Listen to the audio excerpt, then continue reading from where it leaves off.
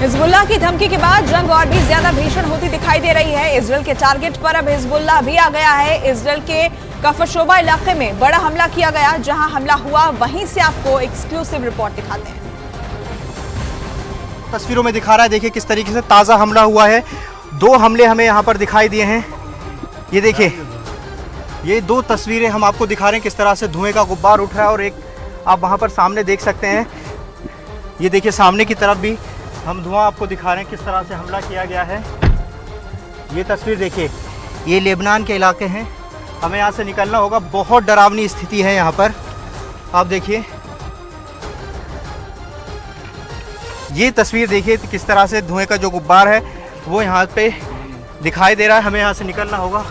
बहुत ख़तरनाक स्थिति यहाँ पर दक्षिणी लेबनान में काफरशुबा इलाके में हमें दिखाई दे रही है। ये देखिए, ये तस्वीर आप देख सकते हैं, अटैक किया गया है। ये आप तस्वीर देखिए, ये दक्षिणी लेबनान की तस्वीर हम दिखा रहे हैं आपको।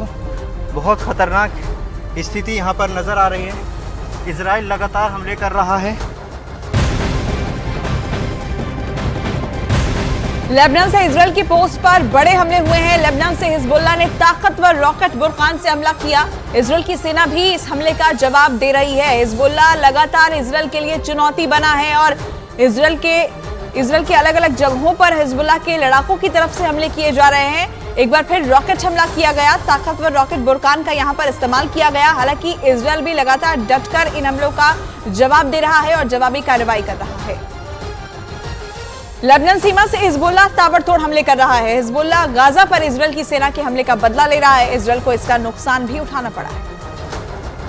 उधर गाजा के बाद लेबनान और इजरायल सीमा पर तनाव काफी बढ़ गया है। हिजबुल्लाह के आतंकी लगातार इजरायल पर रॉकेट से हमले कर रहे हैं। हिजबुल्लाह के हमले में इजरायल के 7 सैनिकों की मौत की खबर है। इजरायल की सेना ने दावा किया कि उसके 7 सैनिकों के साथ साथ एक आम नागरिक की भी मौत हुई है, जबकि इजरायल की सेना के जवाबी कार्रवाई में हिजबुल्लाह के 50 से ज्यादा आतंकी और 10 आम नागरिकों की मौत हुई है।